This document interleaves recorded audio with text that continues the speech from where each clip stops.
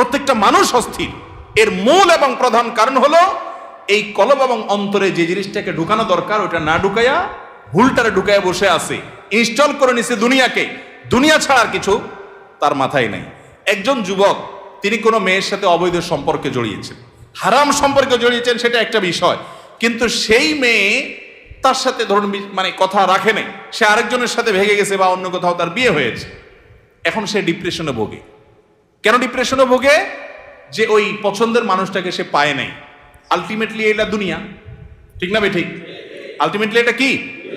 তার অন্তরে যদি আল্লাহকে স্থান দিত, আল্লাহকে যদি সবচেয়ে বেশি ভালোবাসতো, আল্লাযীনা আমানু আশাদ্দু হুব্বাল, তার অন্তরে যদি আল্লাহর সাথে মহব্বত সবচেয়ে বেশি থাকতো, আল্লাহর সন্তুষ্টিটাকে সবকিছুর উপর যদি প্রায়োরিটি দিত, তাহলে এরকম কেউ তার জীবন থেকে চলে গেছে, কেউ আসছে, কোনো দোস্ত নারাজ হয়ে গেছে, কিছু টাকা লস হয়ে গেছে, একটা ব্যবসা ছুটে